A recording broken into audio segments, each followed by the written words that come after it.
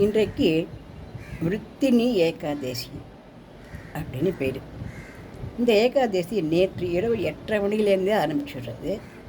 இன்றைக்கு மாலை 6 மணி வரைக்கும் இந்த ஏகாதேசி இருக்குது.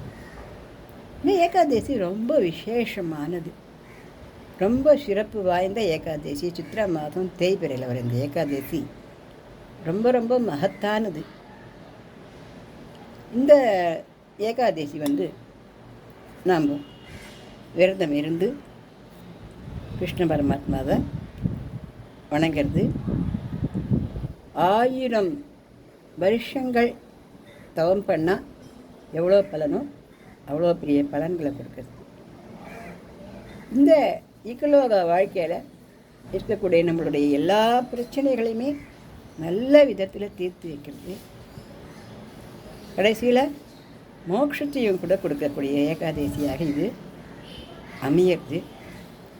சாதாரண பிறப்பு இறப்பில்லாத ஒரு நிலை அப்படிங்கிறது மனுஷாளுக்கு கிடைக்கிறதுன்றது அபூர்வமானது.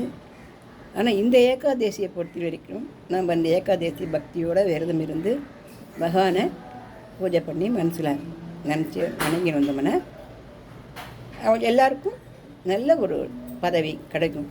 இருக்கும் பொழுது நல்ல சந்தோஷங்களும் அப்புறமா மோட்ச பிறவி அதையும் கிடைக்கிது அப்படின்றது விருத்தினி ஏகாதேசியை பற்றின ஒரு சமாச்சாரம்.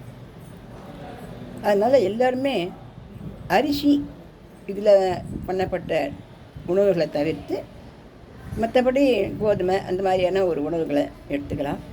பழம் பாலோடு நிறுத்திக்கக்கூடிய முடிஞ்சால் நிறுத்திக்கலாம். இப்படி சாப்பிட்றது மட்டும் ஏகாதசி, சாப்பிடாமல் இருக்கிறது மட்டும் ஏகாதசி இல்லை. பகவானை மனசார விரும்பி மனசார ஏற்றுண்டு எப்போ பார்த்தாலும் நம்மளுக்கோசரம் மட்டுமே பிரார்த்தனை பண்ணிட்டு இருக்கக்கூடாது. எனக்கு அதை கொடு, எனக்கு இதை கொடு, என்னை ஏன் பார்க்கல, எனக்கு எது ஏன் செய்யலை அப்படின்னு நம்ம வேண்டிகிட்டு இருந்தோம்னா அது பேர் பிரார்த்தனை இல்லை. எல்லாரும் நல்லா இருக்கணும். யார் யார் கஷ்டப்படுறாங்களோ அத்தனை பேரும் சந்தோஷப்படணும். இதை தான் நாம் பகவான் இடத்துல நம்ம பிரார்த்தனை பண்ணணும். அப்படி நம்ம பிரார்த்தனை பண்ணால் அப்போ எனக்கோசரம் யார் பிரார்த்தனை பண்ணுவா அப்படின்னா பகவானே வருவார். அந்த நல்ல மனசுக்கு தான் பகவானே இறங்கி வருவார். அவர் நமக்கு கூடவே இருப்பார். இந்த உண்மையை நம்ம நிறைய பேர் தெரிஞ்சுக்கிறது இல்லை. நான் கோவில் போனாலும் குளம் போனாலும் எங்கே போனாலுமே நம்ம என்ன பண்ணுறோம், நம்மளுடைய பிரச்சனைகளை தூக்கின்னு போய் அதெல்லாம் கவுத்து போட்டு அந்த பிரச்சனைகளை எல்லாத்தையும் அந்த மூட்டையிலேருந்து விரித்து இந்த கஷ்டம் அந்த கஷ்டம் அந்த துக்கம் இந்த துக்கம், இது தேரணும் அது தேரணும், இது பண்ணால் உனக்கு அது பண்ணுறேன் இது பண்ணால் அது பண்ணால் நம்ம லாப நஷ்ட கணக்கெல்லாம் நம்ம பகவான் இடத்துல சொல்லிகிட்டு இருக்கோம். இது வரைக்கும் அறியாமையாக அப்படி நான் தான் நடந்துட்டு போகிறோம். இனிமேல் நம்ம மற்றவர்களுக்கோசரம் பிரார்த்தனை பண்ணணும். மற்றவர்களுக்கோசரம் நம்ம எவ்வளோக்குள்ளே பிரார்த்தனை பண்ணுறோமோ லோகா சமஸ்தா சிக்கினோ பவந்து அப்படின்னா உலகத்தில் இருக்கிறவா எல்லாரும் நன்னா இருக்கணும் அப்படின்னு எவ்வளோக்கு எவ்வளோ நம்ம பிரார்த்தனை பண்ணுறோமோ அவ்வளோக்கு எவ்வளோ பகவான் நமக்காக ஓடி வந்துட்டுருப்பேன். அதனால் இப்படிப்பட்ட விருத்தினி ஏகாதேசியை நம்ம அவசியம் நல்லபடியாக கொண்டாடணும். சாப்பிட்றது சாப்பிடாமல் இருக்கிறதெல்லாம் அவளுடைய உடம்பு நோய் நொடி அதனுடைய இது. ஆனால் மனசில் பகவானை நல்லா பிரார்த்தனை பண்ணிட்டு ஹரே ராம ராம ராம ஹரே ஹரி, ஹரே கிருஷ்ண கிருஷ்ண கிருஷ்ண ஹரே ஹரி. இந்த ஒரு மந்திரத்தையாவது காலையில் 18 முறை, மதியம் 18 முறை, இரவு 18 முறை இதை நம்மளால் கண்டிப்பாக சொல்ல முடியும். அப்படி சொல்லிட்டு எல்லோரும் நன்னா இருக்கணும், க்ஷேமமாக இருக்கணும், உலகத்தில் எல்லோரும் செழிப்பாக இருக்கணும், நன்னா இருக்கணும் அப்படிங்கிறத பகவான் இடத்துல நம்ம விண்ணப்பமாக வச்சுருந்தேன். நிச்சயமாக இந்த விருத்தினி ஏகாதசி என்பதை நல்ல வசதியாக கொண்டு வந்து நிறுத்தும். ஏன்னா வைகுண்ட ஏகாதசிக்கு சமானமானது இது. வைகுண்ட ஏகாதசிக்கெல்லாம் நம்ம எல்லோரும் நம்ம விரதம் இருக்கோம் இல்லையா, அந்த மாதிரியானது இந்த சித்திரை மாதத்து இந்த தேய்பிறை விருத்தினி ஏகாதசி அப்படின்றது.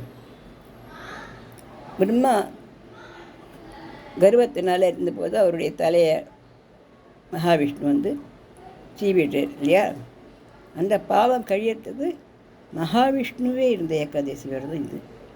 அந்த மகாவிஷ்ணு அந்த பாவத்தை, மகாவிஷ்ணுவுக்கு ஏது பாவம், ஆனால் அப்படிப்பட்ட பகவானே கூட பட்டினி கிடந்துட்டுருக்கேன். ஒவ்வொரு ஏகாதசிக்கும் பகவானே பட்டினி கிடக்கிறார். அப்படி இருக்கும் பொழுது நம்ம பட்னியாக இருக்குமே, பசியாக இருக்குமே அப்படின்ற மாதிரி நம்ம நினச்சிக்கக்கூடாது. முடியாதுமா பால் பழம் ஏதான அரிசி இல்லாதபடியே ஏதான ஒரு கோதுமை அந்த மாதிரியான சப்பாத்தி என்ன சாப்பிடுமோ அது மாதிரி சாப்பிட்டுக்கலாம். இருக்க முடிஞ்சவா பால் பழத்தோடு நிறுத்திக்கலாம். நிர்ஜலமாக இருக்க முடிஞ்சவா நிர்ஜலத்தோடு இருக்கலாம். அதுக்கோசரம் அப்படி இருந்தால் தான் மோட்சம் கிடைக்குமா அப்படின்னு சொல்லிட்டு உடம்பெல்லாம் வருத்திட்டு சாப்பிடாமல் தூங்காமல் இருக்கிறத எந்த கடவுளுமே விரும்ப மாட்டார். கர்ப்பிணி பெண்கள்லாம் விரதம் இருக்கக்கூடாது. சின்ன குழந்தைகள்லாம் விரதம் இருக்க வேண்டாம். வயசானவள்லாம் நோய் நொடிகளோடு கூட விரதமெல்லாம் இருக்கணும்னு அவசியம் இல்லை. எல்லாருக்குமே பகவான் எல்லாமே கொடுப்பார். அப்படின்னாலும் நடுத்தர வயசு உடையவா இருக்க முடிஞ்சவா இந்த விரதத்தை இருந்து நல்ல பலன் அடையலாம். பகவானை நல்லா பரிபூர்ணமாக வேண்டினாலே நமக்கு சகல விதமான நன்மைகளும் நம்மளுக்கு ஏற்படும். அதுவும் இன்றைக்கி சனிக்கிழமை வேறு, பெருமாளுக்கு ரொம்ப வசதியான நாள். அதனால் இந்த நாளை நம்ம விரதம் இருந்து அந்த பகவானுடைய கிருபா கட்டாட்சத்திற்கு பாத்திரமாகும். நன்றி, வணக்கம்.